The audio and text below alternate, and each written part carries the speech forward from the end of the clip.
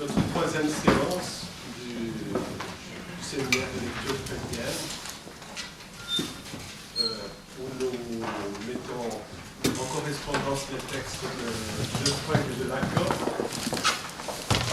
La première séance, les deux premières séances, il était question de l'objet d'une façon directe ou indirecte. La première, c'était les pulsions, où il y avait le texte de Freud de 1915 et puis le séminaire 11 de Lacan. La deuxième séance, c'était le narcissisme de Freud, et puis de 1914, et le séminaire 4, la relation d'objet. Donc c'était le sujet et l'objet. Cette fois-ci, il sera moins question de l'objet. On va parler du moi.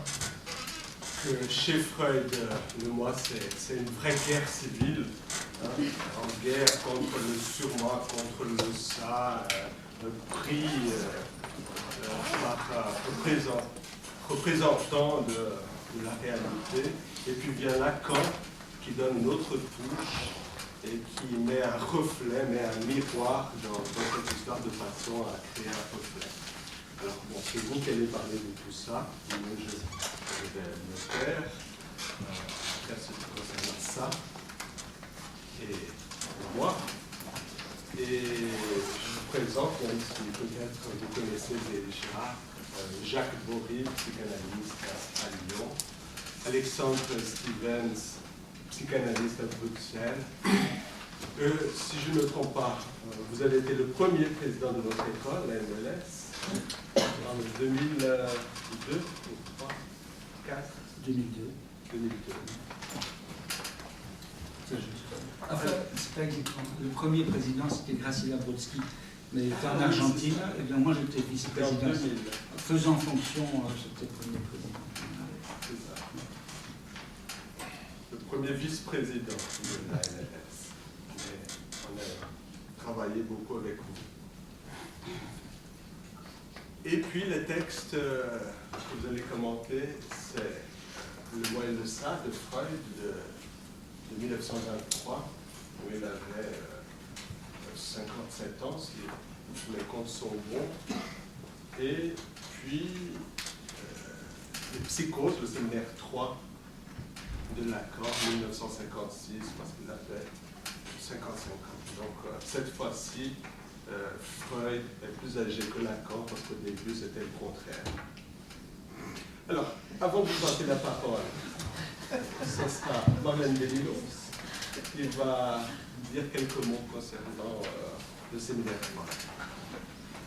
Oui, en fait, ça va être quelques mots concernant les psychoses chez Lacan, un article que j'ai trouvé, dont je voulais vous lire quelques passages, et je voulais également mettre ça en rapport avec la réalité d'ici, la réalité lausannoise. Alors, en vous citant ce fameux slogan qui avait animé Lausanne, qui s'appelait et qui disait « Rasons les Alpes qu'on voit la mer ».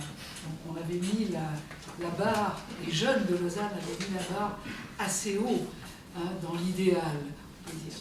Et en fait, ce qui m'avait intéressé, c'est que quand le mouvement était retombé, certain nombre de ces jeunes gens qui n'étaient plus effectivement de la foule et avec cet idéal pris dans ce mouvement sont retombés en fait au un par un devant un réel pour chacun, pour certains, insupportable.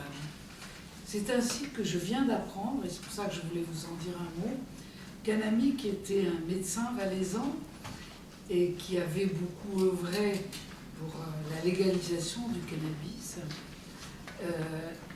est mort, là.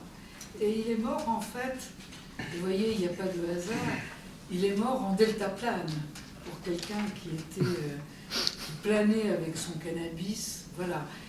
Un autre jeune homme qui s'était occupé de la garderie du mouvement, et qui s'occupait des petits jeunes, des enfants, des jeunes du mouvement. Une fois le mouvement retombé, s'est illustré dans un fait divers absolument atroce. Il a été celui qu'on a appelé le violeur de Montchoisy et il terrifiait des jeunes filles dans les cours d'immeubles. Un autre encore qui avait une jeune fille qui adorait en fait les animaux. Une fois le mouvement retombé aussi, a eu un enfant et a violenté en fait cet enfant alors qu'elle était très, très portée sur les animaux, sur les protéger, tout ça. Donc voilà, ce que je veux dire, c'est qu'effectivement, il y a cet envers et cet endroit, une fois sorti du mouvement, bon, Freud dira quelque chose dans Psychologie des masses et Analyse du monde. Et là, une jeune productrice de films, et ça vous verrez ça sûrement à Lausanne, m'a raconté qu'elle vient de faire un film sur les jeunes punks du mouvement et qui disait en fait dont la morale était nos futurs et qui maintenant en fait se retrouve mère de famille. Voilà, donc en fait on peut dire effectivement quand la sublimation qui a été dans ce mouvement est retombée, il y a eu pour certains effectivement ces passages à l'acte. C'est vrai que le mouvement perpétuel pour guérir les gens c'est un peu difficile. Mon analyste Jenny Lemoine souhaitait ce mouvement perpétuel, même dans l'institution analytique, pour éviter les perversions de l'institution. Alors, bon, Renato a dit effectivement ce qu'il en est de ce texte qui paraît, donc le moi et le ça, ce texte de Freud qui paraît après, au-delà du principe de plaisir et psychologie des masses, pour moi. Donc 1923, communément ce qu'on appelle la deuxième topique de Freud, et ce que Freud nous dit, effectivement, le moi sera serviteur de 3 maîtres, et il subit 3 dangers du monde extérieur, de la libido, du ça et de la sévérité du surment. La psychanalyse est un outil qui doit donner au moi la possibilité de conquérir progressivement le ça. Pour Lacan, le sujet advient. Là où était le ça, le jeu doit advenir. Alors, j'ai trouvé un article où Lacan est interviewé en 1968 dans une revue qui s'appelle Tonus et où on lui pose la question quelle est la différence entre névrose et psychose? Lacan, celle que vous trouverez dans n'importe quel manuel de psychiatrie. La cure psychanalytique peut-elle guérir une psychose? Oui. Depuis 15 ans, vous tenez un séminaire à Sainte-Anne, puis à l'école normale.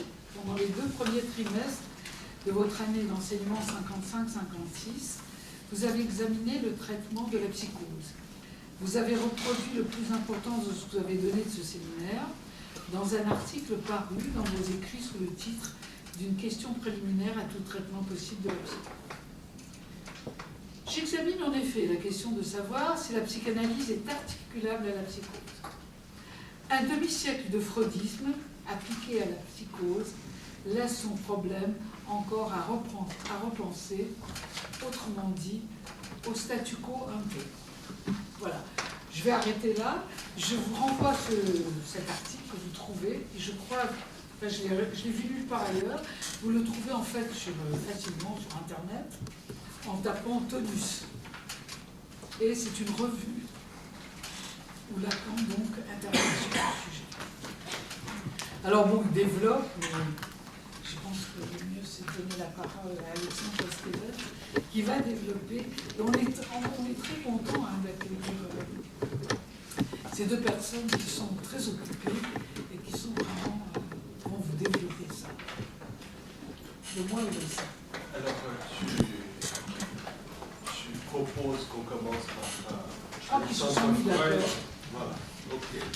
L'idée c'est de faire un exposé de 15 minutes plus ou moins, rapide du texte, et puis ensuite on continue sous forme de conversation, aussi avec la salle qui posera des questions ou des commentaires. Merci. Oui, 15 minutes, pas de problème. Pas le problème dès lors qu'il s'agit de resserrer un texte qui est assez ardu. Mieux on arrive à le resserrer, plus il est clair. N'est-ce pas? Et donc, c'est un texte de Freud qui construit la deuxième topique, comme Marlène Bidos vient de le dire, au tournant des années 20, c'est-à-dire après le moment où il a inventé la pulsion de mort avec l'au-delà du principe de plaisir. C'est ce moment-là qui opère une bascule dans l'œuvre freudienne et qui fait que toute sa métapsychologie est à reprendre. Et donc ce texte-ci est vraiment un texte où Freud cherche à prendre au sérieux les conséquences de ce qui s'est imposé à lui comme pulsion de mort. Et donc il cherche à le prendre au sérieux pour refaire sa métapsychologie. Et on passe donc dans une autre topique que la topique précédente. Topique, c'est-à-dire, là, on seront plutôt des topologies, mais topique, c'est, disons, une organisation logique plutôt que spatiale, n'est-ce pas, mais d'allure spatiale, et qui est en fait une organisation logique. Et donc, je reprends ça en trait majeur du texte, surtout par rapport au moi, parce qu'un développement moi, ça sur moi, et les pulsions dans ce texte. Et en essayant, je vais essayer, je reprends l'essayant de mettre en tension, et en même temps de montrer comment ça coule en même temps de l'un à l'autre, en tension, le texte de Freud, avec la relecture qu'on fait Lacan. C'est-à-dire, on voit bien comment Lacan trouve dans le texte de Freud les éléments de la relecture qu'il fait, tout en déplaçant certaines particularités. Alors, je vais prendre ça en plusieurs points. Premièrement, le moi ne fait pas l'unité de la personne. Ça, je dis, c'est important parce que il y a toute la déviation post-freudienne, essentiellement du courant égo-psychologique qui aujourd'hui n'existe quasi plus, mais dont le relais a été pris par les techniques cognitivo-comportementales. On peut voir une filiation du mouvement égo-psychologie et des techniques cognitivo-comportementales aux États-Unis. Mais ce mouvement psychanalytique de l'égo-psychologie, contre lequel Lacan s'est battu, avait une tendance à considérer le moi comme l'instance majeure de la personne, n'est-ce pas? Ce que ne fait pas Freud. Le moi ne fait pas l'unité de la personne. Il est vrai, essentiellement en rapport avec... Donc Freud a des instances qu'il avait construites, n'est-ce pas? Et notamment l'instance perception-conscience. Disons, pour rester simple, l'instance conscience. Ce qui est conscient dans le rapport à la réalité extérieure et au monde extérieur, mais aussi aux sensations du corps propre. Ce qui arrive à la conscience. Et ce qui arrive à la conscience n'y reste pas en permanence, ce qui nous donne d'ailleurs une première sorte d'inconscient descriptif, dit Freud, qui est simplement le fait qu'on oublie sur le moment une chose, on n'y pense pas tout le temps, c'est le préconscient. Mais dès que cette chose est réactivée, elle redevient aussitôt conscience, rien ne s'y oppose. Et donc conscience, perception et préconscient forment au fond, on peut les détailler, mais forment au fond un ensemble, n'est-ce pas? Et le moi est essentiellement, trouve son noyau dans cet ensemble-là. mais pas totalement. Et donc, vous avez plusieurs phrases dans le texte de Freud disant qu'évidemment, ça ne fait pas une unité. D'ailleurs, si c'est l'apanage du moi qui se trouve dans la conscience, du côté de la conscience et du préconscient, ça n'est pas la totalité du moi qui s'y trouve. Ça, c'est une première remarque importante à faire sur laquelle je vais revenir. C'est-à-dire qu'il y a une part du moi qui ne relève pas du préconscient ou du conscient.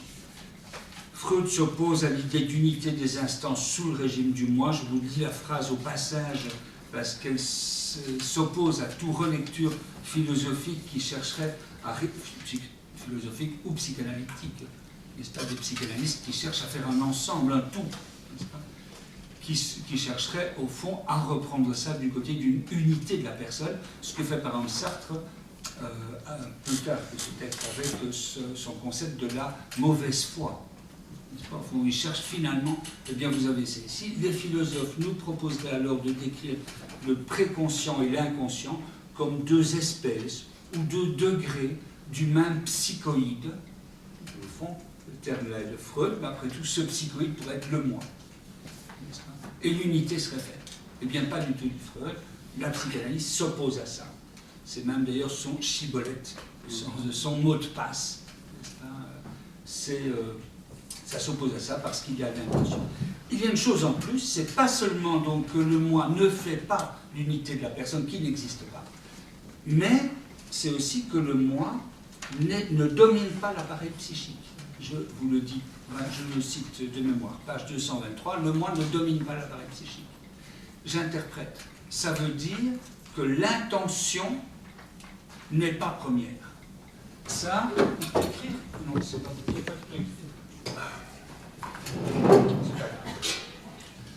On va écrire mentalement. L'intention n'est pas première, c'est-à-dire, n'est-ce pas? Non, mais c'est pas trop. Ah si, c'est là. Bien vu. La lecture lacanienne de l'inconscient, fondamentalement, est du sujet de l'inconscient, c'est de ce qui est l'intention. Il n'y a pas d'intention, il n'y a pas d'intentionnalité qui compte, parce que l'intention est secondaire. Il y a d'abord un signifiant qui est sorti, signifiant d'un lapsus, qui aussitôt est interprété, et c'est dans le deuxième temps qu'il apparaît que donc il y avait un sujet qui voulait dire quelque chose. C'est ça le sujet comme conséquence, comme déduit du signifiant. Eh bien, chez Freud déjà, alors Freud ne va pas jusque-là, il ne situe pas le moi, ou le moi, disons l'intention comme déduite du signifiant, mais elle n'est pas première. Ce que confirme d'ailleurs une autre citation du même texte, page 237 de mon édition pour l'édition Petite Bibliothèque Payot des essais de psychanalyse, qui date de quelques années. Ça se trouve un peu après le schéma central du livre. Je vous le lis. De même que le cavalier, s'il ne veut pas se séparer de son cheval, n'a souvent rien d'autre à faire qu'à le conduire où il veut aller. Pas le cheval, mais le cavalier. Eh bien, de la même façon, le moi a coutume de transformer en action la volonté du ça, comme si c'était la sienne propre. Alors ça, c'est quand même dire clairement, n'est-ce pas, qu'il y a une volonté du ça, un vouloir dire ou un vouloir jouir du ça, et que le moi, au fond, n'est fait qu'essayer de conduire cette volonté vers un port qui lui convient bien. Ça situe bien que ce n'est pas dans une dynamique du moi conscient qui pense ce qu'il voudrait et qui a une intentionnalité. Bon. Donc le moi n'est pas l'unité de la personne et n'est pas non plus une intention première. Mais il y a néanmoins dans le texte, j'ai dit je mettais en tension, il y a néanmoins dans le texte des phrases qui donnent au moi une place majeure que Lacan ne lui donnera pas.